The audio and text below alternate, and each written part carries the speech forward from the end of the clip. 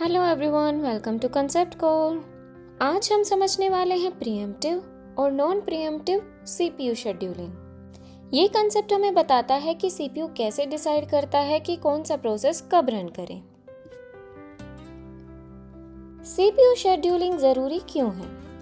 एक कंप्यूटर में multiple processes एक ही सीपीयू के लिए compete करते हैं, लेकिन सीपीयू एक टाइम में सिर्फ एक प्रोसेस को ही एग्जीक्यूट कर सकता है।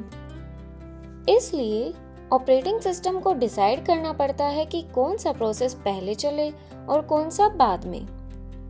सीपीयू शेड्यूलिंग के मेन गोल हैं मल्टीपल प्रोसेसेस को एफिशिएंटली मैनेज करना, सीपीयू को कंटिन्यूअसली बिजी रखना ताकि सिस्टम का थ्रूपुट मैक्सिमाइज हो, इंटरैक्टिव एप्लीकेशंस के लिए वेटिंग टाइम और रिस्पॉन्स टाइम कम करना। अब बात करते हैं प्रीएम्प्शन की।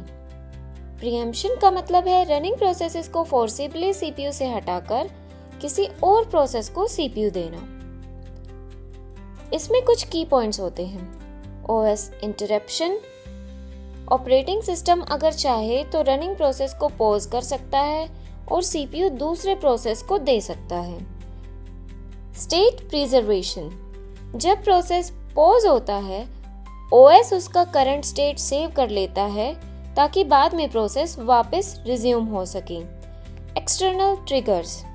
प्रीएम्प्शन ज्यादातर टाइमर इंटरप्ट्स या हाई प्रायोरिटी प्रोसेसेस के आने पर होती है।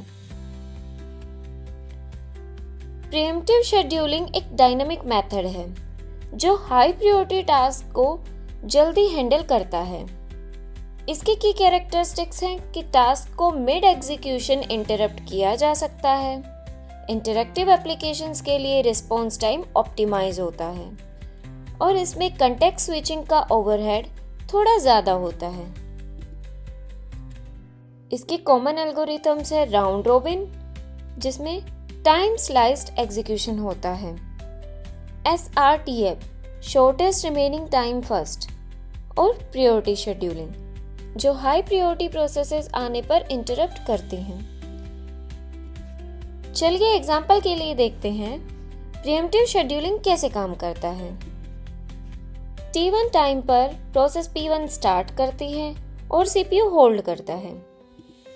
T2 पर एक high priority process P2 arrive होती है। T3 OS शेड्यूलर P1 को पॉज करता है और उसका करंट स्टेट सेव करता है। T4 पर प्रोसेस P2 सीपीयू ले लेता है और एग्जीक्यूट करना स्टार्ट कर देता है, जबकि P1 वेट करती है। इस तरह हाई प्रायोरिटी प्रोसेस को तुरंत सीपीयू मिल जाता है। अब बात करते हैं नॉन प्रीएम्प्टिव शेड्यूलिंग की। इसमें जो प्रोसेस सीपीयू ले लेता है वो तब तक रन करता है जब तक फिनिश ना हो जाए या वेटिंग स्टेट में ना चला जाए। ये सिंपल टू इम्प्लीमेंट है क्योंकि कंटेक्स्ट स्विचिंग सिर्फ प्रोसेस के एंड पर होता है। ये ओल्ड सिस्टम्स या बैच प्रोसेसिंग में कॉमन है जहां इंटरैक्शन प्रायोरिटी नहीं होती।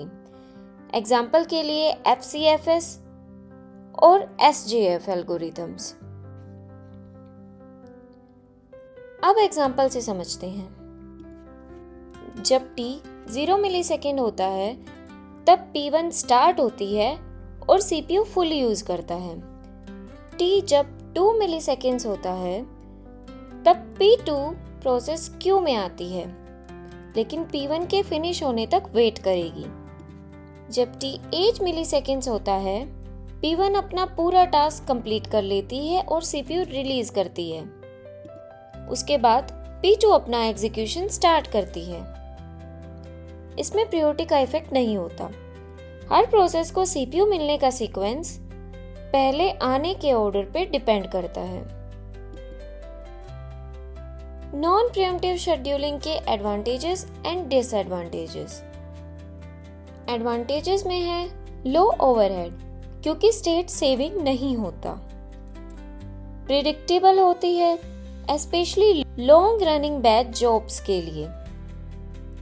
इसमें सिंपल लॉजिक यूज होता है, सो इजी टू इम्प्लीमेंट। इसके डिसएडवांटेजेस हैं इंटरैक्टिव यूजर्स के लिए रिस्पॉन्स स्लो होता है और हाई प्रायोरिटी टास्क ब्लॉक हो सकते हैं। यहाँ शॉर्टर प्रोसेसेस को स्टारवेशन का रिस्क होता है। अब दोनों का कंपैरिजन देखते हैं। CPU control. प्रीएम्प्टिव में ऑपरेटिंग सिस्टम सीपीयू को इंटरप्ट कर सकता है, मतलब अगर हाई प्रायोरिटी प्रोसेस आए तो रनिंग प्रोसेस को रोक के सीपीयू दूसरे प्रोसेस को दे सकता है। नॉन प्रीएम्प्टिव में जो प्रोसेस सीपीयू ले लेता है वो तब तक रन करता है जब तक कंप्लीट ना हो जाए। ओएस उसको फोर्सिबली इंटरप्ट नहीं करता। Response time. Pre-emptive scheduling fast response देता है, एस्पेशली इंटरैक्टिव सिस्टम्स में, क्योंकि हाई प्रायोरिटी प्रोसेसेस तुरंत सीपीयू ले सकता है। नॉन प्रीएम्प्टिव में रिस्पॉन्स टाइम स्लो होता है क्योंकि प्रोसेस को कंप्लीट होने का वेट करना पड़ता है। कम्प्लेक्सिटी। प्रीएम्प्टिव शेड्यूलिंग थोड़ी कॉम्प्लेक्स होती है क्योंकि ओएस को प्रोसेस स्टेट सेव करना पड़ता है और कंटेक्स्ट स्विचिंग मैनेज करनी पड़ती है। नॉन प्रीएम्प्टिव सिंपल है, लॉजिक स्ट्रेट फॉरवर्ड है, सिर्फ प्रोसेस के एंड पर कंटेक्स्ट स्विच होता है। ओवरहेड। प्रीएम्प्टिव में हाई ओवरहेड होता है, नॉन प्रीएम्प्टिव में ओवरहेड मिनिमल है। फेयरनेस। प्रीएम्प्टिव शेड्यूलिंग फेयरर है as compare to non preemptive scheduling, जिसकी फेयरनेस लो होती है। इन शॉर्ट, प्रीएम्प्टिव ज्यादा रिस्पॉन्सिव और फेयर है, लेकिन थोड़ी कॉम्प्लेक्स और कॉस्टली है, और नॉन प्रीएम्प्टिव सिंपल और लो ओवरहेड है, लेकिन स्लो रिस्पॉन्स और अनफेयर हो सकता है। एक सिंपल रियल लाइफ एनालॉजी से समझते हैं। Pre-emptive scheduling. सोचिए एक हॉस्पिटल में डॉक्टर एक पेशेंट को ट्रीट कर रहा है जो स्टेबल है। अब एक क्रिटिकल पेशेंट इमरजेंसी में आता है जो कि लाइफ थ्रेटनिंग सिचुएशन में है। डॉक्टर तुरंत स्टेबल पेशेंट को रोक देता है और इमरजेंसी पेशेंट को ट्रीट करता है। यहाँ पे डॉक्टर का बिहेवियर बिल्कुल ओएस की तरह है, रनिंग प्रोसेस को इंटरप्ट करके हाई प्रायोरिटी टास्क को सीपीयू देना।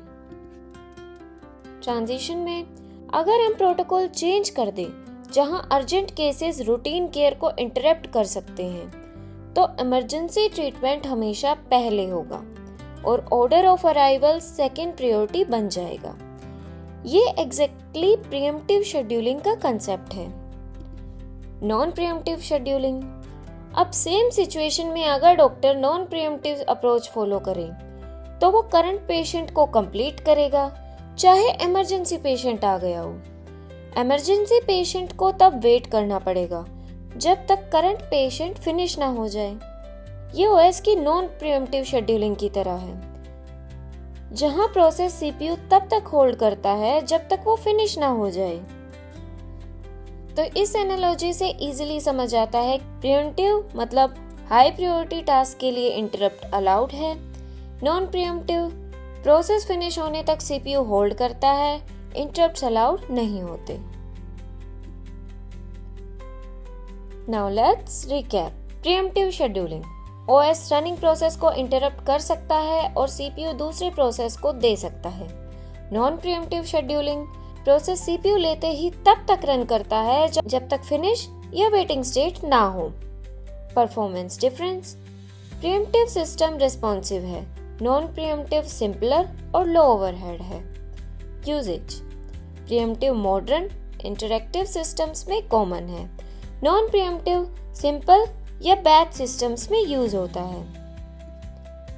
अगर ये वीडियो हेल्पफुल लगा हो so like, share and subscribe to Concept Core for clear and structured technical learning. Thank you.